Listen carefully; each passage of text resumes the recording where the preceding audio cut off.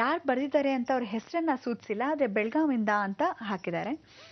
ಪೂಜ್ಯ ಗುರುಗಳಿಗೆ ನನ್ನ ನಮಸ್ಕಾರಗಳು ಅಂತ ಹೇಳ್ತಾ 4 ವರ್ಷ ಕಳೆದಿದ್ಯಂತೆ ಇವರು ಮದುವೆ ಆಗಿ. ಅವರ ಹೆಂಡತಿಯ ಹೆಸರನ್ನ ಹೇಳಿದ್ದಾರೆ ಶ್ರುತಿ ಅಂತ. ಅವ್ರು ಹುಟ್ಟಿದ ದಿನಾಂಕ 10/1/88 ಅಂತ ಹೇಳ್ತಿದ್ದಾರೆ. ಸಮಯ ಗೊತ್ತಿಲ್ಲ ಅಂತೆ ಗುರುಜಿ. ಇವರಿಬ್ಬರ ಮಧ್ಯೆ ಬಹಳಾನೇ ಜಗಳ ಆಗ್ತಾ ಇರತ್ತಂತೆ ಅವಾಗ. ನನ್ನ ಹೆಂಡತಿ ಮನೆಗೆ ನಾನು ಸ್ವಲ್ಪ ತಡವಾಗಿ ಬಂದರೂ ಕೂಡ ತುಂಬಾನೇ ಸಂಶಯ ಪಡ್ತಾಳೆ ಗುರುಜಿ, ಏನ್ ಮಾಡೋದು ಅಂತ ಗೊತ್ತಿಲ್ಲ, ಮನಸ್ಸಿಗೆ ನೆಮ್ಮದಿನೇ ಇಲ್ಲ ಅನ್ನೋ ರೀತಿಯಾಗಿದೆ. ಮತ್ತೊಂದು ವಿಷಯ ಗುರುಜಿ, ಹುಣ್ಣಿಮೆ ಮತ್ತು 8 ದಿನ ಅಥವಾ 4 ದಿನ ಇದೆ ಅಂದ್ರೆ ಸಾಕು, ಇದ್ದಕ್ಕಿದ್ದಂಗೆ ಜಗಳ ಪ್ರಾರಂಭ ಆಗತ್ತೆ ನಮ್ಮ ಮನೆಯಲ್ಲಿ. ಯಾಕೆ ಅಂತ ಗುರುಜಿ, ಬಹಳಷ್ಟು ಜನರ ಮನೆಯಲ್ಲಿ ಹಾಗಾಗತ್ತೆ. ನಮ್ಮ ಯಜಮಾನ್ರಿಗೆ ಅಮಾವಾಸ್ಯೆ ಪೂರ್ಣಿಮೆಯಲ್ಲಿ ಜಾಸ್ತಿ ಕೋಪ ಬರುತ್ತೆ, ಮಂಗಳವಾರ ಶುಕ್ರವಾರನೇ ಜಗಳ ಮಾಡ್ತಾರೆ, ತುಂಬಾ ಗೋಳುಕೊಳ್ತಾರೆ. ಈ ತರ ಮನೋಭಾವ ಇದೆ. ಅದು ನಿಜವಾಗ್ಲೂ ಹಂಗ್ ನಡೆಯತ್ತಾ ಗುರುಜಿ? ಈ ತರ ಇದ್ರದ್ ಪ್ರಭಾವ ಇರತ್ತಾ? ಇವತ್ತು ನಾವು ಅಮಾವಾಸ್ಯೆ ಕುರಿತು ಮಾತಾಡ್ತಿದೀವಿ. ಅಮಾವಾಸ್ಯೆ ಪೂರ್ಣಿಮೆ ಎಂದು ಏನಾದ್ರೂ ಸ್ವಲ್ಪ ಈ ರೀತಿಯ ವ್ಯತ್ಯಾಸ ಆಗತ್ತಾ ವಾತಾವರಣದಲ್ಲಿ? ಖಂಡಿತ. ನೋಡಿ, ಆತ ಕೇಳಿರ್ತಕ್ಕಂಥ ವಿಚಾರದಲ್ಲಿ ಅಮಾವಾಸ್ಯೆ ಪೌರ್ಣಮಿಯಲ್ಲಿ ಪ್ರತಿಯೊಂದು ಅಲೆಗಳನ್ನ ಪ್ರಕೃತಿ ಮುಖಾಂತರ ನೋಡಿದಾಗ ಗೊತ್ತಾಗತ್ತೆ ಜೀವನ ಅಲೆಗಳು ಹಾಗೆ ಅಂತ. ಸಮುದ್ರದಲ್ಲಿ ಅಲೆಗಳು ಅಮಾವಾಸ್ಯೆ ಪೌರ್ಣಮಿಗೆ ಹೆಚ್ಚಾಗ್ತಕ್ಕಂಥದ್ದು, ಬಹಳ ಉನ್ನತ ಸ್ಥಾನಕ್ಕೆ ಹೋಗ್ತಕ್ಕಂಥದ್ದು, ಕಮ್ಮಿ ಆಗ್ತಕ್ಕಂಥದ್ದು, ಬಹಳ ಆಳವಾಗಿ ಹೋಗ್ತಕ್ಕಂಥ ವಿಚಾರ. ಇದು ಗಾಢವಾಗಿ ಅಂದರೆ ಅಮಾವಾಸ್ಯೆ ದಿವಸ ಚಂದ್ರ ಮನಸ್ಸಿನ ಮೇಲೆ ಬಹಳ ಪ್ರಭಾವ ಕೊಡ್ತಾನೆ, ಪೌರ್ಣಮಿ ದಿವಸ ಚಂದ್ರ ಮನಸ್ಸಿನ ಮೇಲೆ ಪ್ರಭಾವ ಕೊಡ್ತಾನೆ. ಅಮಾವಾಸ್ಯೆ ಮತ್ತು ಪೌರ್ಣಮಿ ಎರಡೂ ಚಂದ್ರನಿಗೆ ಸಂಬಂಧಪಟ್ಟಿರೋ ಹಾಗೆ ಯಾವ ಕಾಲಕ್ಕೂ ಅಮಾವಾಸ್ಯೆ ಅಂದರೆ ಸೂರ್ಯನಿಂದ ಚಂದ್ರನ ಕಾಣ್ತಕ್ಕಂಥ ವಿಚಾರ. ಅದೇ ಸೂರ್ಯ ಚಂದ್ರ ಎರಡು ಒಟ್ಟಿಗೆ ಇದ್ದಾಗ ಅಮಾವಾಸ್ಯೆ ಹತ್ತಿರ ಆಗ್ತಾ ಇರತಕ್ಕಂಥದ್ದು, ಅದೇ ಚಂದ್ರ ಒಬ್ಬನಾಗಿದ್ದಾಗ ಪೌರ್ಣಮಿ ಆಗ್ತಕ್ಕಂಥ ವಿಚಾರ. ಈ ಎರಡಕ್ಕೆ ವ್ಯತ್ಯಾಸ ಏನು ಅಂದರೆ, ಚಂದ್ರ ಉಚ್ಚ ಮತ್ತು ನೀಚನಾಗ್ತಾನೆ, ಅಂದರೆ ಇನ್ನೊಬ್ಬರ ಮೇಲೆ ಡಿಪೆಂಡ್ ಆದರೆ ಅಮಾವಾಸ್ಯೆ, ಯಾವ ಕಾಲಕ್ಕೂ ತನ್ನ ಮೇಲೆ ತಾನು ಸ್ವಾಧೀನ ಪಟ್ಕೊಂಡಾಗ ಪೌರ್ಣಮಿ ಅಂತ. ಈ ಅಮಾವಾಸ್ಯೆ ಪೌರ್ಣಮಿ ಮನುಷ್ಯರ ಮೇಲೆ ಪ್ರಭಾವ ಬೀರದೆ ಇನ್ಯಾರ ಮೇಲೆ ಬೀಳಕ್ಕಾಗತ್ತೆ? ಪ್ರಾಣಿಗಳ ಮೇಲೂ ಬೀಳುತ್ತೆ. ಅಂದರೆ ನೋಡಿ, ಸಾಧಾರಣವಾಗಿ ಕೆಲವು ನಾಯಿಗಳು ಬಹಳ ಚೆನ್ನಾಗಿ ಬೊಗಳುತ್ತೆ, ಅಂದರೆ ಎಲ್ಲೋ ಆತ್ಮಗಳು ಕಾಣ್ತಾ ಇದೆಯೇನೋ ಅನ್ನೋ ಭಾವನೆ. ಕೆಲವರೆಲ್ಲ ಒಂದು ಉಗ್ರವಾಗಿರ್ತಕ್ಕಂಥದ್ದು. ಕೆಲವು ದಿನಗಳ ಹಿಂದೆ ನೀವೆಲ್ಲ ನೋಡಿರಬೇಕು, ಯಾವುದಾದ್ರೂ ಒಂದು ಮದವಾಗಿರ್ತಕ್ಕಂಥ ಆನೆಗಳಿಗೆ ಒಂದು ಮನಸ್ಸಿನ ಪ್ರಭಾವ ಆದಾಗ ಏನೇನಾಗತ್ತೆ. ಅದಕ್ಕೆ ಜೀವನನೂ ಹೀಗೆ. ಪ್ರತಿಯೊಬ್ಬ ಮನುಷ್ಯನಿಗೆ ನೀವು ನಿಮ್ಮ ಹೆಂಡತಿಗೆ ಏನು ಕೇಳಿದರೆ ಅತಿಯಾದ ಪ್ರೀತಿ, ಅತಿಯಾದ ವಾತ್ಸಲ್ಯ ಈ ರೀತಿ ಇದ್ದರೆ ಒಂದು ಪ್ರಭಾವ ಹೀಗಾಗತ್ತೆ. ಇನ್ನೊಂದು ನೆಗೆಟಿವ್ ಥಿಂಕಿಂಗ್ ಏನಂದರೆ, ಕೇತು ಯಾವತ್ತು ಗಂಡನ ಪ್ರಭಾವದ, ಅಂದರೆ ತನ್ನ ಸಪ್ತಮಾಧಿಪತಿ 7ನೇ ಮನೆ ಗಂಡ ಅಂತ ಕರಿತೀವಿ, ಅವಳ ಲಗ್ನದಿಂದ 7ನೇ ಮನೆ ಗಂಡ, ಇಲ್ಲ ಗೋಚಾರದಿಂದ 7ನೇ ಮನೆ ನೋಡಬೇಕು. ಎರಡೂ ಮನೆಗಳನ್ನ ನೋಡಿದಾಗ ಆ 7ನೇ ಮನೆ ವಿಶೇಷ ಅಂದರೆ ಗಂಡನಿಂದ ಹೆಂಡತಿ ಪ್ರಭಾವ, ಹೆಂಡತಿಯಿಂದ ಗಂಡನ ಪ್ರಭಾವ. ಇದು ಎರಡು ಗಂಡ ಹೆಂಡತಿಯ ಬಾಂಧವ್ಯ 7ನೇ ಮನೆ. So 7th house, first house ಅಂದರೆ ಲಗ್ನದಿಂದ ತಗೊಂಡ 7ನೇ ಮನೆಗೆ, ಇಲ್ಲ ಚಂದ್ರನಿಂದ ಗೋಚಾರದಿಂದ ತಗೊಂಡಾಗ 7ನೇ ಮನೆ. ಈ 7 ಅನ್ನೋದು ಯಾವತ್ತಿದ್ರು ಯಾರು ಹೇಳಿ? ಸಾಕ್ಷಾತ್ ಕೇತು. ಈ ಕೇತು ಅಂಗಸ್ಥಾನ ಅಂತ ಕರಿತೀವಿ. ಆ ಕೇತು ಇರತಕ್ಕಂಥ ವಾಸಸ್ಥಳ ವಾಯುವ್ಯ. ನಿಮ್ಮ ವಾಯುವ್ಯ ಬೆಳೆದಿರೋದಾಗ್ಲಿ, ವಾಯುವ್ಯ ಕಟ್ಟಾಗಿರೋದಾಗ್ಲಿ, ಮನೇಲಿ north west portion of your house ಅಲ್ಲಿ ಹಳ್ಳ ಇರೋದಾಗ್ಲಿ, ಬಾವಿ ಇರೋದಾಗ್ಲಿ 24 ಗಂಟೆ ಅನುಮಾನಾಸ್ಪದ. ಅದು ಅಲ್ಲದೆ ನಿಮ್ಗೇನು ಹೇಳಿದ್ದೀನಿ, ವಾಯುವ್ಯ ಅಕಸ್ಮಾತ್ ಕಟ್ಟಾದರೆ, ವಾಯುವ್ಯದಲ್ಲಿ 2 ಬಾಗಿಲಿದ್ರೆ ಅವನು ಲವ್ ಮಾಡೋದು ಗ್ಯಾರಂಟಿ, ಇನ್ಫ್ಯಾಕ್ಚುಯೇಷನ್ ಜಾಸ್ತಿ ಗ್ಯಾರಂಟಿ. ಅಂದರೆ ಹುಡುಗಿಯರಿಗೆ ಬೇರೆ ರೀತಿಯಾದ ಆಲೋಚನೆಗಳು ಬರುತ್ತೆ, ಹುಡುಗರಿಗೆ ಇನ್ನೊಂದು ರೀತಿಯಾದ ಆಲೋಚನೆ ಬರುತ್ತೆ ಅನ್ನೋದೇ. ಆದರೆ ಮನೆ ಹೆಂಡತಿ ಗೃಹಿಣಿ ಮದುವೆ ಆಗೋಗಿದ್ದವಳಿಗೆ ಏನು ಮಕ್ಕಳು ಆಗೋಗಿದ್ದರೆ ಅವಳಿಗೆ ಬರ್ತಕ್ಕಂಥ ಆಲೋಚನೆ ಕೆಟ್ಟ ಆಲೋಚನೆ, ಅಂದರೆ ಬರೀ ದುರಾಲೋಚನೆಗಳು ಬರ್ತಾ ಶುರುವಾಗುತ್ತೆ. ಎಲ್ಲೋ ಹೋಗಿರ್ಬೋದೇನೋ, ಹೌದೇನೋ, ಇರ್ಬೋದೇನೋ. ಯಾಕೆಂದರೆ ಒಂದು ಅನುಮಾನ ಅನ್ನೋದು ಕೇತು, ಅವಳು ನಿದ್ರಾವಸ್ಥೆ. ಅದಕ್ಕೆ ನಿಮ್ಮನೆ ವಾಯುವ್ಯ ಒಂದು ಸರಿ ಇಲ್ಲ. ನೀವೇನು ಹೆಸರು ಕೊಟ್ಟಿಲ್ಲ, ನಿಮ್ಮನೆ ವಾಯುವ್ಯ ಬಹಳ ಇಂಪಾರ್ಟೆಂಟ್ ಆಗಿ ಸರಿ ಇಲ್ಲ. ನೀವು ಕೇಳಿರ್ತಕ್ಕಂಥ ಪ್ರಶ್ನೆ ಆ ಸಮಯ ಮತ್ತು ಹೊರೆಯಲ್ಲಿ, ಇವಾಗಿನ ಸಮಯದಲ್ಲಿ ಬುಧ ನೋಡಿ, ನೀರು ಆ ಜಾಗದಲ್ಲೇ ಇದೆ ಅಂತ ತೋರಿಸ್ಕೊಡ್ತಾ ಇದೆ ನಿಮಗೆ. ಅದಕ್ಕೆ ಆವಾಗ ನರ್ವ್ಸ್ ಪ್ರಾಬ್ಲಮ್, ಅಂದರೆ ನರ ದೌರ್ಬಲ್ಯ ಬರ್ತಕ್ಕಂಥ ವಿಚಾರ. ಹುಷಾರಾಗಿರಿ, ಜಾಗ್ರತೆ ಆಗಿರಿ. ಹೆಂಡತಿಗೆ ಏನಾಗುತ್ತೆ, ತಲೆಯಲ್ಲಿ ಮೈಗ್ರೇನ್, ಅಂದರೆ ತಲೆಯಲ್ಲಿ ಯಾವ ಕಾಲಕ್ಕೂ ನೀರು ಹೆಚ್ಚಿನ ತುಂಬತ್ತೆ. ಇದು ಯಾವಾಗ ಅಂದರೆ ಅಮಾವಾಸ್ಯೆಗೆ ಜಾಸ್ತಿ ತುಂಬತ್ತೆ, ಪೌರ್ಣಮಿಗೆ ಕಮ್ಮಿ ಆಗಿಬಿಡುತ್ತೆ. ತೀರಾ ಒಣಗೋದಾಗ ಏನಾಗತ್ತೆ, ತೊಟ್ಟಿ ಹಾಗೇ ಖಾಲಿ ಬಿದ್ದಿರುತ್ತೆ. ಅಂದರೆ ಎಂಟಿ ವೆಸಲ್ಸ್ ಮೇಕ್ಸ್ ನಾಯ್ಸ್. ಸುಮ್ಮನೆ ಜಗಳ ಮಾಡೋದು, ಸುಮ್ಮನೆ ಗಲಾಟೆಗಳು ಮಾಡೋದು. ನೀರಿನ ಪ್ರಭಾವ ಜಾಸ್ತಿ ಆದರೆ ಒಂದು ಮೈಕೋ ಸ್ಟೇಜ್ ಇದ್ದಂಗೆ, ತೀರಾ ಸೈಕಿಕ್ ಇದ್ದ ಹಾಗೆ, ತುಂಬ ಪ್ರೀತಿ, ಯಾಕ್ರಿ ಹಂಗೆ ಮಾಡ್ಬಿಟ್ರಿ, ಯಾಕ್ರಿ ಹೀಗೆ ಮಾಡಿದ್ರಿ ಅಂತ ಈ ಓವರ್ ಆ್ಯಕ್ಟಿಂಗ್ ಜಾಸ್ತಿ ಮಾಡೋದು. ಹೀಗೆಲ್ಲ ಹೆಣ್ಣು ಮಕ್ಕಳ ಮೇಲೆ ಅಂತಲ್ಲ, ಗಂಡಸರಿಗೂ ಇದೇ ರೀತಿ. ಅದಕ್ಕೆ ಕೆಲವರು ಗಂಡಸರಿಗೆ ನಾವೇನು ಹೇಳ್ತೀವಿ, ನಾಯಿ ಬುದ್ಧಿ ಅಂತೀವಿ. ಕೆಲವು ಗಂಡಸರಿಗೆ ವಿಶೇಷವಾಗಿ ಗೌರವಾದ ಬುದ್ಧಿ. ಗಂಡಸರಿಗೆ 3 ವಿಧವಾದ ಬುದ್ಧಿಗಳಿರುತ್ತೆ. ಆ 3 ವಿಧವಾದ ಬುದ್ಧಿಗಳನ್ನ ಸರಿಪಡಿಸೋಕ್ಕೆ ನಾವೇನು ಮಾಡ್ತೀವಿ, ಅಮಾವಾಸ್ಯೆ ಪೌರ್ಣಮಿ ಎಲ್ಲ ಮುಖ್ಯ, ಅವರಿಗೆ ಸೂರ್ಯನೇ ಬಹಳ ಮುಖ್ಯ. ಅದಕ್ಕೆ ಹೆಂಡತಿಗೆ ಯಾವತ್ತೂ ನೀವು ಯಾರನ್ನೇ ಮದುವೆ ಆಗಿ ಗಂಡ ಹೆಂಡತಿ ಚೆನ್ನಾಗಿರಬೇಕು ಅಂದರೆ ಜೀವನ ಪೂರ್ತಿ ಅವಳಿಗೆ ಚಂದ್ರ ಚೆನ್ನಾಗಿಲ್ಲದೆ ಇದ್ರೆ ಗಂಡನಿಗೆ ಸ್ಟ್ರಾಂಗ್ ಆಗಿರಬೇಕು ಸೂರ್ಯ. ಸೂರ್ಯ ಕಿರಣಗಳು ಅಥವಾ ಸೂರ್ಯನ ಅಂಬ ಪರಿಪೂರ್ಣವಾಗಿ ಚೆನ್ನಾಗಿಲ್ಲದೆ ಇದ್ರೆ ಗಂಡ ಹೆಂಡತಿ ಬಾಂಧವ್ಯ ಚೆನ್ನಾಗಿಲ್ಲ. ಇಲ್ಲ ಅವನಿಗೆ ಚಂದ್ರ ತಾಯಿ ಮಗ ಆಗಿರ್ತಾನೆ, ಅಮ್ಮನ ಮಗ ಆಗಿರ್ತಾನೆ, 24 ಗಂಟೆ ಅಮ್ಮ ಅಮ್ಮ ಅಂತಿರ್ತಾನೆ. ಅಂಥವ್ರಿಗೆ ಆದರೆ, ಅಮ್ಮನ ಮಕ್ಕಳಾದರೆ ಗೆರೆ ಹಾಕಿ ಗೆರೆ ದಾಟಲ್ಲ, 24 ಗಂಟೆ ಅವ್ರು ಹೇಳ್ದ ಹಾಗೆ ಮಾಡೋದು, ಈ ಕುಣಿಯೋದು, ಈ ಥರ ಆದಾಗ ಹುಡುಗಿಗೆ ಸೂರ್ಯ ಚೆನ್ನಾಗಿರಬೇಕು. ಅದಕ್ಕೆ ಈ ಸೂರ್ಯ ಮತ್ತು ಚಂದ್ರನೇ ಅಮಾವಾಸ್ಯೆ. ಅಮಾವಾಸ್ಯದಲ್ಲಿ ಈ ರೀತಿ ಘಟನೆಗಳು ಹೆಚ್ಚಾಗೋದು ಕಮ್ಮಿ ಆಗೋದು ಸೂರ್ಯ ಮತ್ತು ಚಂದ್ರನಿಂದ. ನೀವಿಬ್ಬರು ಏನು ಮಾಡಬೇಕು, ಆ ಸಮಯಕ್ಕೆ ಪಾರ್ವತಿ ಪರಮೇಶ್ವರ ಫೋಟೋ ನಿಮ್ಮ ಮನೇಲಿ ಯಾವತ್ತಿದ್ರೂ ಇರಬೇಕು. ಅದಕ್ಕೆ ನೀವು ಏನು ಮಾಡಪ್ಪ, ನಿಮ್ಮ ಹೆಂಡತಿ ಹತ್ರ ಕರ್ಕೊಂಡು ಹೋಗಿ ಒಂದು ರುದ್ರಾಭಿಷೇಕ.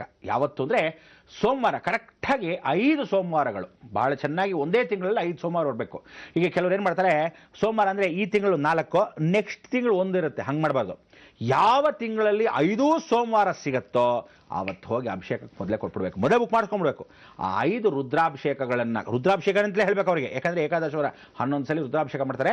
ಆ 11 ರುದ್ರಾಭಿಷೇಕ, ಪಂಚಾಮೃತ ಸ್ನಾನ ಅಂತ ಒಳ್ಳೆ ಈಶ್ವರನ ದೇವಸ್ಥಾನ, ಅವನು ಪೂರ್ವ ನೋಡ್ತಾ ಇರೋವನೇ ಆಗಬೇಕು. ಯಾಕಂದರೆ ಸೂರ್ಯ ಕಿರಣ ಅವನ ಮೇಲೆ ಬಿಡಬೇಕು ಅಂತ ಒಳ್ಳೆ ಪ್ರಜ್ವಲವಾಗಿರ್ತಕ್ಕಂಥ ಈಶ್ವರನಿಗೆ.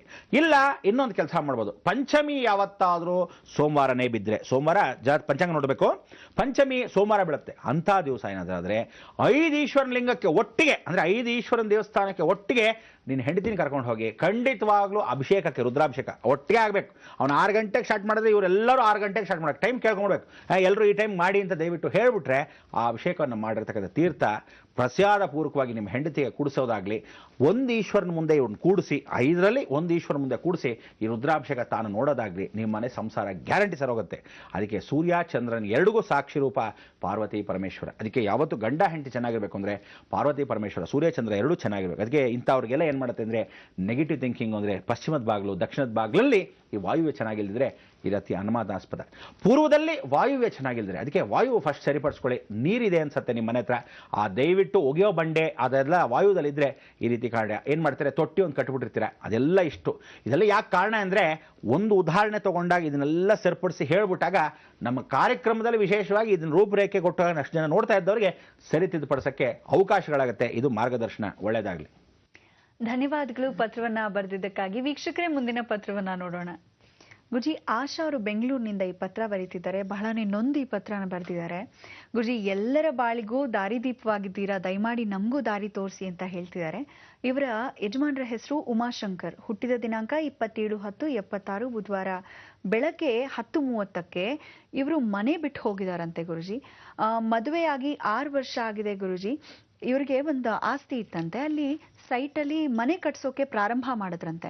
ಪಕ್ಕದ ಸೈಟ್ ಅವರು ಸ್ವಲ್ಪ ತೊಂದರೆ ಮಾಡಿದ್ರು ಇವರು ವಿರೋಧಿಸಿ ಗೃಹ ಪ್ರವೇಶ ಮಾಡೋವರೆಗೂ ಎಲ್ಲ ಸರಿ ಇತ್ತು. 3 ತಿಂಗಳಿಗೆ ನಮ್ಮ ಮಾವನಿಗೆ ಏನೂ ಕಾಯಿಲೆ ಇರಲಿಲ್ಲ, ಆದರೆ ವಿಚಿತ್ರವಾಗಿ ಸಾವನ್ನಪ್ಪಿದ್ರು. ಒಂದು ಜ್ವರ ಬಂತು, ಬಾಯಿ ಬಿದ್ದೋಯ್ತು, ಕೈ ಕಾಲು ಬಿದ್ದೋಯ್ತು. ಹಾಗೇನೆ ಏನೇನೋ ಮಾತಾಡೋರು ಬಾಯಿ ಬಿದ್ದೋಗಕ್ಕೆ ಮುಂಚೆ. ಆಗ ನಮ್ಗೆ ಗೊತ್ತಾಗ್ಲಿಲ್ಲ, ಡಾಕ್ಟರ್ಗಳಿಗೆ ಕೂಡ ವಿಚಿತ್ರ ಅನ್ಸ್ತಂತೆ, ಏನಾಗ್ತಿದೆ ಅಂತ ಗೊತ್ತಾಗ್ಲಿಲ್ಲ. ಆಮೇಲೆ ಇವ್ರಿಗೆ ಯಾರೋ ಹೇಳ್ದಂಗೆ ಮಾಟ ಮಾಡಿಸ್ಯಾರೆ ಅಂತ ಒಂದು ಕಳ್ಳಿ ಗಿಡದ ಕೆಳಗೆ ಮಾಡಿ ಹೂತಿಟ್ಟಿದ್ರು ಒಂದು ಇದರಲ್ಲಿ ಮಡಿಕೆನಲ್ಲಿ. ಅದನ್ನು ತೆಗೆಸಿ ನಾವು ಸುಡಿಸಿದ್ವಿ ಗುರುಜಿ, ಆದರೂ ಪ್ರಯೋಜನ ಆಗಲಿಲ್ಲ. ನಮ್ಮ ಯಜಮಾನ್ರು ತಮ್ಮಂದಿರನ್ನ ಮದುವೆ ಮಾಡೋಕ್ಕೋಸ್ಕರ ಸಾಕಷ್ಟು ಸಾಲ ಮಾಡಿದ್ರು. ಕೊನೆಗೆ ಮನೆ ಬಿಟ್ಟು ಹೋದವ್ರು ಎಲ್ಲಿದ್ದಾರೆ ಎತ್ತ ಅಂತ ಗೊತ್ತಿಲ್ಲ. ನನಗಿಬ್ರು ಹೆಣ್ಮಕ್ಳು, ಒಬ್ಳಿಗೆ 4 ವರ್ಷ, ಇನ್ನೊಬ್ಳಿಗೆ 1.5 ವರ್ಷ. ಅವರು ಸರಿಯಾಗಿ ಅಪ್ಪನ ಮುಖಾನೇ ನೋಡಿಲ್ಲ. ಯಾತಕ್ಕಾಗಿ ನಾವು ಈ ಥರ ಅನುಭವಿಸ್ತಾ ಇದ್ದೀವಿ ಅಂತ. ನಿಮ್ಮ ಮನೆಯಲ್ಲಿ ಎಂಟೈರ್ ಜಮೀನ್ ಸೈಟಲ್ಲಿ, ಅಂದರೆ ನಿಮ್ಮ ಭೂಮಿ ಏನಿದೆ ಆ ಮನೆ ಕಟ್ಕೊಂಡಿರೋದು ಎಲ್ಲಿ ಹೇಳಿ, ನೀವು ಕಟ್ಟಿರತಕ್ಕಂಥ ವಿಚಾರ ಮಧ್ಯದಲ್ಲಿ. ಅದಕ್ಕೆ ಹೇಳೋದು, ಈ ಮಧ್ಯದಲ್ಲಿ ಅಗ್ನಿ ಮೂಲೆಗೆ ಕಟ್ಟೋದಾಗ ನೈಋತ್ಯ ಖಾಲಿ ಬಿಟ್ಟಾಗ ಇದೇ ಹಣೆ ಬರ. ಆಮೇಲೆ ನಿಮ್ಮ ಯಜಮಾನರು ತಂದೆ ಅಂದರೆ ನಿಮ್ಮ ಮಾವನವರು ಏನು ಮಾಡಿದ್ದಾರೆ, ಯಾತಕ್ಕೆ ಹಾಗಾಯಿತು ಅಂದರೆ ಎಕ್ಸ್ಟ್ರಾ ಸೈಟು ಆ ಜಮೀನು ಊರಲ್ಲಿ ಏನು ಮಾಡಿದ್ದಾರೆ, ಈ ಕಡೆ ಭಾಗ ಪಕ್ಕದವ್ರು ಕೊಡ್ತೀನಿ ಅಂದಾಗ ಅದನ್ನು ಸೇರಿಸಿ ತೊಗೊಂಡ್ಬಿಟ್ಟಿದ್ದಾರೆ. ಏನಾಯಿತು, ಈ ಅರ್ಧ ಭಾಗ ಅಯ್ಯೋ ಯಾರಿಗೋ ಹೊಟ್ಟೋಗೋಬೋದು ನಮಗೆ ಇರಲಿ ಅಂತ ಉಳಿಸ್ಕೊಂಡಾಗ ಯಾವತ್ತೂ ನೈಋತ್ಯ ಬೆಳೆಸ್ಕೊತೀರಾ, ದಕ್ಷಿಣ ಬೆಳೆಸ್ಕೊತೀರಾ, ಅಂದರೆ ಪಶ್ಚಿಮದ ಭಾಗ ಅಥವಾ ದಕ್ಷಿಣದ ಭಾಗ ಬೆಳೆಸ್ಕೊತೀರಾ, ನೈಋತ್ಯ ಭಾಗ ಯಾವತ್ತು ಬೆಳೆಯುತ್ತೆ, ಮನೆ ಯಜಮಾನನಿಗೆ ಇದೇ ಆಗೋದು ಹಣೆ ಬರ. ನೋಡಿ, ನೀವು ಬೇಕಾದರೆ ಪರೀಕ್ಷೆ ಅಲ್ಲ, ನಿಮ್ಮ ಸ್ಥಳದಲ್ಲಿ ನೈಋತ್ಯ ಪೂರ್ತಿ ಖಾಲಿ ಬಿಟ್ಬಿಟ್ಟು ಮಧ್ಯದಲ್ಲಿ ಮನೆ ಕಟ್ಟಿದ್ದೀರಾ. ಒಂದು. ಎರಡನೇದು, ನಿಮ್ಮ ಊರಿನಲ್ಲಿ ನಿಮ್ಮ ಮಾವನಿಗಾಗಿರ್ತಕ್ಕಂಥ ಅನಾಹುತ, ಫಸ್ಟು ಏನು ಮಾಡಬೇಕು, ಆ ಸೈಟ್ ಏನು ತೊಗೊಂಡಿದ್ದಾರೆ ಮೊದಲನೇ ಇದ್ದಿದ್ದ ಜಾಗನೇ ಎಷ್ಟೋ ಅಷ್ಟೇ ಸಾಕಾಗಿತ್ತು, ಅಷ್ಟೇ ಇರಲಿ ಮನೆ. ಯಾವ ಕಾಲಕ್ಕೂ ಬೆಳೆಸಿರೋ ಜಾಗದಲ್ಲಿ ಬೇರೆ ಕಾಂಪೌಂಡ್ ಹಾಕೊಂಡ್ಬಿಡಿ, ಲಕ್ಷಣವಾಗಿರ್ತೀರ. ಇದು ವಾಸ್ತುತ್ವವಾಗಿ ಇರತಕ್ಕಂಥ ವಿಚಾರ. ನೈಋತ್ಯನ ಯಾವ ಕಾಲಕ್ಕೂ ಸರಿಪಡಿಸೋಕ್ಕಾಗಲ್ಲ. ಇದನ್ನು ಪೂಜೆ ಪುನಸ್ಕಾರ ಮಾಡೋದಾಗ್ಲಿ, ನೀವು ಗೃಹನಲ್ಲಿ ಯಾವುದೇ ದೋಷಗಳು ತಂದುಬಿಟ್ರೆ ಗ್ರಹಗಳು ಬದಲಾಯಿಸಕ್ಕೆ ಸಾಧ್ಯವಿಲ್ಲ. ಅದು ಬೆಳೆಸ್ಕೊಂಡು ಹೊರಟೋಗಿದೆ. ಅದಕ್ಕೆ ನೀವು ಆರ್ಥಿಕ ಪರಿಸ್ಥಿತಿ ಆಗಲಿ ಅಥವಾ ಆರೋಗ್ಯ ಸ್ಥಿತಿ ಆಗಲಿ ಮನೆ ಯಜಮಾನ ಹೊರಟೋಗಿದ್ದಾಗಲಿ ವಾಪಸ್ ಬರೋದು ಗ್ಯಾರಂಟಿ ಇಲ್ಲ. ಯಾಕೆ? ನೀವು ಆ ಸ್ಥಳದಲ್ಲಿ ಇನ್ನೂ ಇದಕ್ಕೋಸ್ಕರ ನಿಮ್ಮ ಮಾವನ ಮನೆ ಅಂದರೆ ಅವರು ತಂದೆ ಆಗಿರೋದ್ರಿಂದ ಆ ಮರ ವೃಕ್ಷ ಏನಿದೆಯೋ ಅದೇ ಅನುಭವಿಸ್ಬೇಕು ನಿಮ್ಮ ಯಜಮಾನರು. ನೀವು ಅರ್ಧಾಂಗಿ ಆಗಿರೋದ್ರಿಂದ ನೀವು ಹೆಣ್ಣು, ನಿಮ್ಗೆ ಇಬ್ಬರು ಹೆಣ್ಣುಮಕ್ಕಳು, ಅವರು ಹೆಣ್ಣುಗಳೇ. ಸೊ 3 ಹೆಣ್ಣು ಮನೆಯಲ್ಲಿ ಯಾವತ್ತು ನೈಋತ್ಯಲ್ಲಿ ಇರುತ್ತೋ ಖಂಡಿತವಾಗ್ಲೂ ಈ ದೋಷಗಳು ಮನೆ ಯಜಮಾನರಿಗೆ ಬಾಧಿಸುತ್ತೆ. ಆದ್ರಿಂದ ನಿಮ್ಮ ಯಜಮಾನರಿಗೆ ನಾನು ಮೊದಲೇ ಏನು ಹೇಳಿದ್ದೀನಿ, ವಾಪಸ್ ಬರೋಕ್ಕೆ ಪ್ರಯತ್ನ ಪಡೋದೇನು ಅಂದರೆ ಉತ್ತರದಲ್ಲಿ ಒಂದು ಕಬ್ಬಿಣದ ಬಕೆಟ್ ಇಡಿ, ನೀರನ್ನ 3/4 ಭಾಗ ಬಕೆಟ್ ತುಂಬಿಸಿ, ಕಾರ್ತಿವೀರ್ಯಾರ್ಜುನ ಮಂತ್ರವನ್ನು ಅದರೊಳಗೆ ಹೇಳ್ಕೊಂಡು ಕಬ್ಬಿಣದ ಕುದುರೆ ಲಾಳವನ್ನು ಅದರೊಳಗೆ ಹಾಕಿ ಕರೆಕ್ಟಾಗಿ 9 ದಿವಸದಲ್ಲಿ ಸೂಚನೆ ಬರುತ್ತೆ. ನಿಮ್ಮ ಯಜಮಾನರು ಎಲ್ಲಿದ್ದಾರೆ, ಏನಾಗಿದ್ದಾರೆ, ಅಥವಾ ಎಲ್ಲಿರ್ತಾರೆ ಅನ್ನೋ ಸೂಚನೆ ಆದರೂ ಬರುತ್ತೆ, ಏನಾಗಿದ್ದಾರೆ ಅನ್ನೋ ಸೂಚನೆ ಆದರೂ ಬರುತ್ತೆ. ಯಾವ ಕಾಲಕ್ಕೂ ಒಳ್ಳೇದಾದರೆ ಅಕಸ್ಮಾತ್ ಖಂಡಿತವಾಗ್ಲೂ ನೈಋತ್ಯ ನೀವು ಅಕಸ್ಮಾತ್ ಚೇಂಜ್ ಮಾಡದೇ ಇದ್ರೆ ಕೆಟ್ಟ ಸುದ್ದಿನೇ ಬರೋದು. ಒಳ್ಳೆ ಸುದ್ದಿ ಬರಬೇಕು ಅಂದರೆ ಸ್ಥಾನ ಪಲಟನ ಆಗಲೇಬೇಕು. ಯಾಕೆಂದ್ರೆ ಅದಕ್ಕೆ ಪೂಜೆ ಪುನಸ್ಕಾರ ಹೋಮ ಇದೆಲ್ಲ ಸುಳ್ಳು. ಯಾವ ಕಾಲಕ್ಕೂ ಏನು ಹೇಳುತ್ತೆ ಶಾಸ್ತ್ರ ಅಂದರೆ ಆಗಬಹುದು ಅಂದರೆ ನೀನು ಅಲ್ಲೇ ಸರಿಪಡಿಸ್ಬೇಕು. ನೀನು ಅಕಸ್ಮಾತ್ ಹಳ್ಳದಲ್ಲಿ ಕೂತ್ಕೊಂಡ್ರೆ, ಈಗ ಫಾರ್ ಎಕ್ಸಾಂಪಲ್ ಜೇಡಿ ಮಣ್ಣಲ್ಲಿ ಕೂತ್ಕೊಳ್ಳಿ, ಎಷ್ಟು ಸಲ ಒದ್ದಾಡೋಷ್ಟು ಒಳಗೆ ಹೇಳ್ಕೊಳ್ಳುತ್ತೆ ಹೊರತು ಆಗಲ್ಲ. ನೀವು ಹೊರಗಡೆ ಬರ್ಬೇಕು ಜೇಡಿ ಮಣ್ಣೆಯಿಂದ, ಆಮೇಲೆ ವ್ಯವಸ್ಥೆ. ಅದಕ್ಕೆ ಫಸ್ಟ್ ಇರ್ತಕ್ಕಂಥ ನೈಋತ್ಯ ಭಾಗ, ಆ ಹಳ್ಳದ ಜಾಗ, ಎಕ್ಸ್ಟೆಂಡೆಡ್ ನಿಮ್ಮ ಮಾವನ್ ಇರ್ತಕ್ಕಂಥ ಜಾಗ, ಎರಡನ್ನೂ ನೀವು ಸರಿಪಡಿಸ್ಕೊಳ್ಳದೆ ನಿಮ್ಮ ಯಜಮಾನರು ವಾಪಸ್ ಬರೋದು ಗ್ಯಾರಂಟಿ ಇಲ್ಲ. ಈ ಕುದುರೆ ಲಾಳ ಹಾಕಿ ಪ್ರಾರ್ಥನೆ ಮಾಡ್ಕೊಳ್ಳಿ ಕಾರ್ತಿವೀರ್ಯಾರ್ಜುನ. ಓಂ ನಮೋ ಕಾರ್ತಿವೀರ್ಯ ಕಲುದ್ವೇಷಿ ಕೃತವೀರ್ಯ ಸುತೋಬಲಿ ಸಹಸ್ರಬಾಹು ಶತ್ರುಘ್ನೋ ರಕ್ತವಾಸೋ ಧನುರ್ಧರ ರಕ್ತಗಂಧಾಕ್ಷತೋ ರಕ್ತೋ ರಾಜಾಸ್ಮೃತೋ ಅಭಿಷ್ಟಿತ 12 ನಾಮಾನಿ ಕಾರ್ತಿವೀರ್ಯಸ್ಯ ಪಠೇತ್ ಸಂಪದಸ್ತಸ್ಯ ವರದಂತೆ ಜನಸ್ತಸ್ಯ ವಶಂಗತಃ ಇತಿ ಶ್ರೀ ಕಾರ್ತಿವೀರ್ಯಾರ್ಜುನ ಮಹಾಮಂತ್ರ ಜಪಂ ಕರಿಷ್ಯೆ. ಇಂಥ ಒಂದು ಮೂಲ ಮಂತ್ರ ನಾ ಭೂತವನ್ನ ಭವಿಷ್ಯತಿ ಎಲ್ಲರ ಹತ್ರನೂ ಸಿಗಲ್ಲ. ಅದಕ್ಕೆ ಇದನ್ನ ಆ ಮಂತ್ರಪೂರ್ವಕವಾಗಿರ್ತಕ್ಕಂಥ ವಿಚಾರವನ್ನು ತಗೊಂಡು ಕುದುರೆ ಲಾಳನ್ನು ಸ್ಮರಣೆ ಮಾಡಿಕೊಂಡು ಕಬ್ಬಿಣದ ಬಕೆಟಲ್ಲಿ ಹಾಕಿದ್ರೆ ಕರೆಕ್ಟಾಗಿ 9 ದಿವಸ, ಗುರುವಾರ ದಿವಸ ಹಾಕಬೇಕು.